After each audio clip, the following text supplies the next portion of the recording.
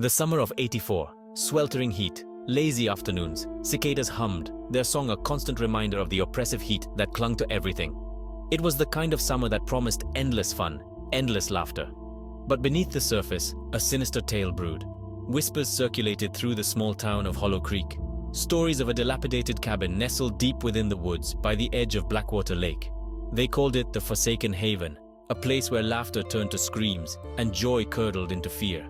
Locals spoke of a family, victims of a gruesome tragedy, their souls trapped within the cabin's rotting walls. Some dismissed it as folklore, but others knew better. They had seen the flickering lights in the dead of night, heard the mournful cries echoing from the woods. We were young then, oblivious to the darkness lurking beneath the surface of our idyllic summer. We were drawn to the mystery, the thrill of the unknown. We should have listened to the whispers, heeded the warnings, but youthful curiosity, often a cruel mistress, led us down a path we could never return from. The air grew heavy as we ventured deeper into the woods, the sun a hazy orb through the dense canopy. The path, barely discernible, wound its way through towering pines and gnarled oaks. A sense of foreboding settled upon us, heavy and suffocating. And then we saw it, the cabin. It stood at the edge of a clearing, shrouded in an unnatural silence. The once vibrant paint peeled and faded, revealing the rotting timber beneath. Windows, like vacant eyes, stared back at us. A shiver snaked down my spine. Fear, primal and instinctive, tightened its grip.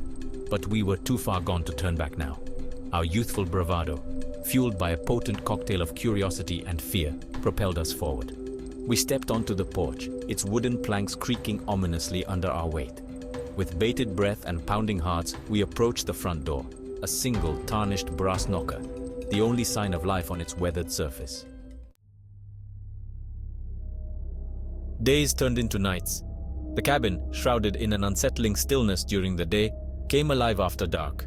It started subtly, a floorboard creaking unexpectedly, the distant whisper of voices carried on the wind.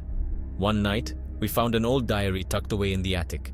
Its pages, brittle with age, held a chilling account of the family who had once called this place home. Their words, filled with a growing sense of dread and paranoia, mirrored our own experiences. Sleep offered little respite. Nightmares plagued us, filled with shadowy figures and blood-curdling screams. The line between dreams and reality blurred. Our laughter, once carefree and loud, now came in short, nervous bursts.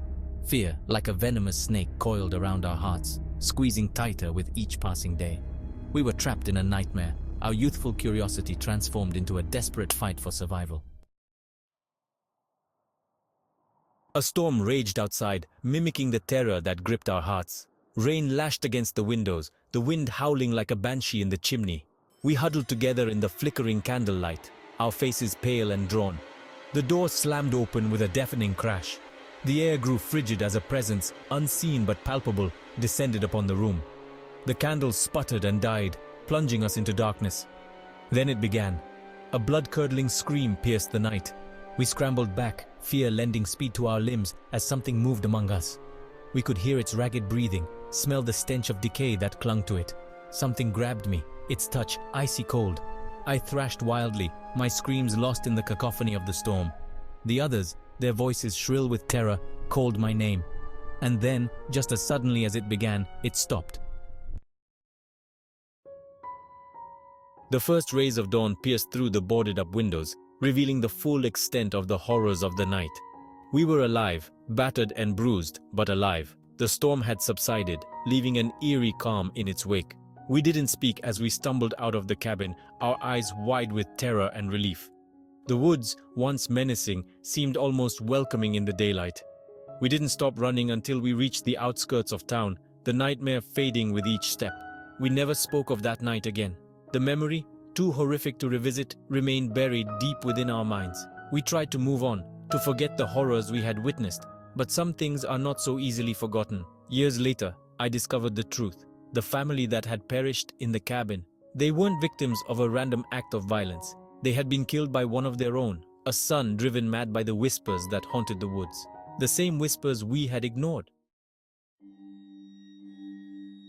The Forsaken Haven still stands today, a grim reminder of the darkness that lies just beneath the surface of our everyday lives. Some say the whispers are gone, silenced by the passage of time. Others Those who know the truth believe they merely lie dormant, waiting for the next unsuspecting soul to cross their path. I am haunted still by the events of that summer, haunted by the unanswered questions, the lingering fear that claws at the edges of my sanity. The whispers follow me, a constant reminder of the horrors I witnessed, the horrors that await those foolish enough to tempt fate. The summer of '84 was a summer of laughter and fear, of innocence lost and darkness embraced. It was a summer that taught me a valuable, terrifying lesson. Sometimes the whispers are real, and sometimes it's best not to listen.